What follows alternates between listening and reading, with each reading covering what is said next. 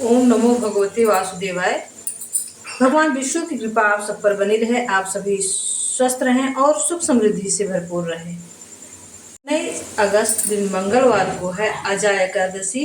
अजय एकादशी पर श्री हरि विष्णु की विशेष कृपा पाने के लिए कुंभ राशि के लोग पीले वस्त्र धारण करें, विष्णु भगवान और लक्ष्मी माता के साथ में विधिवत पूजा करें। अपनी आर्थिक स्थिति को सुधारने के लिए ओम नमो भगवते वासुदेवाय इस मंत्र का जाप 108 बार अवश्य ही करें।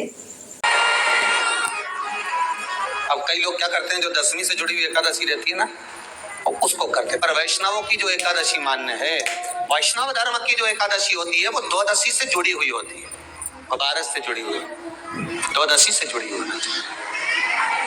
महाराज। तो वो वैष्णव जो एकादशी होती है, वैष्णवों की एकादशी होती है, वो द्वादशी से जुड़ी हुई पूर्णता का सुख देने वाली होती है।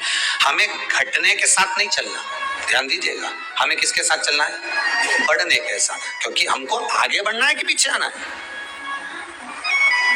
वैष्णव आगे बढ़ता है, वैष्णव का धर्म की अग्रण्य भाव में चले, इसलिए वैष्णवों की जो एकादशी होती है वो आगे की ओर जाती है, अग्रण्य भाव में बढ़ने वाली, द्वादशी की ओर प्रवेश करने वाली, अर्थात हमारे कदम उन्नति की ओर बढ़े, हमारे कदम आगे वैभव की ओर बढ़े, संपदा की ओर बढ़े और भगवान के चरणारविंद की ओर बढ़े, ना कि पीछे की ओर हटे। हम दशमी के साथ मिली हुई एकादशी ना करें, हम द्वादशी के साथ मिली हुई एकादशी।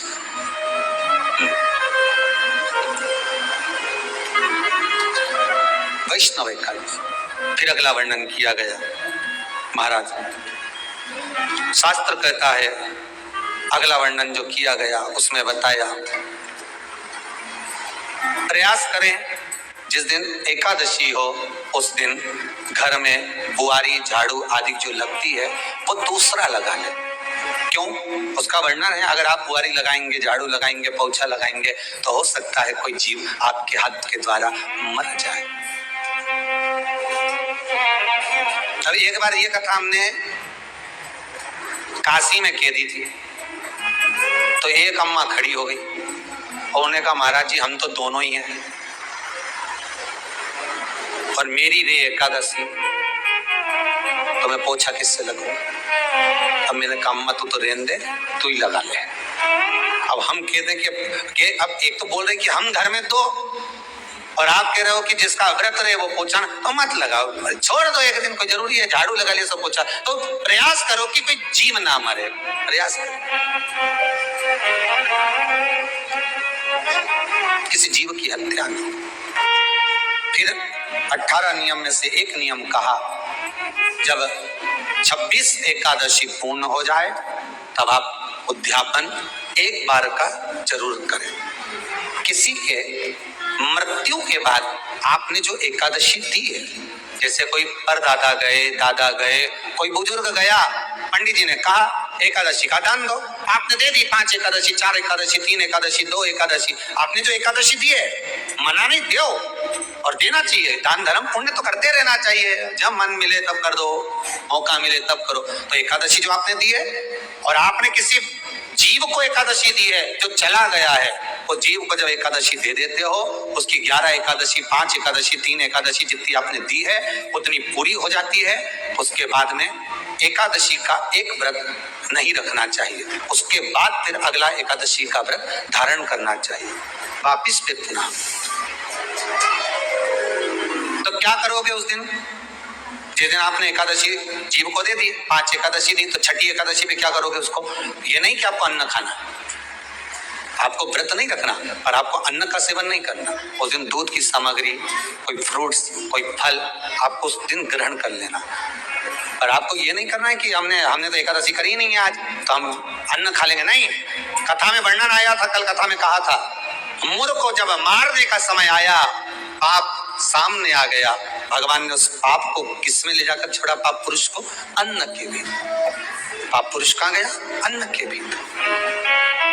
एकादशी के दिन एक दिन पाप पुरुष अन्न के भीतर रहता है। एकादशी का अगला वर्णन ध्यान से सुनिएगा। मान लो आपने एकादशी का उद्यापन में बाद में करूं नहीं करूं, श्वास का कोई भरोसा है? बोलो तो, है क्या कोई भरोसा? नहीं।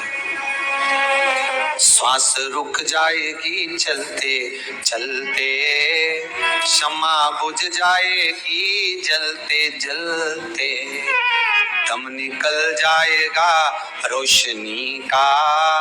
क्या भरोसा है इस जिंदगी का। कोई भरोसा है कि आप 26 एकादशी पूरी कर पाओगे? नहीं, किसी ने देखा हो तो बात दूसरी।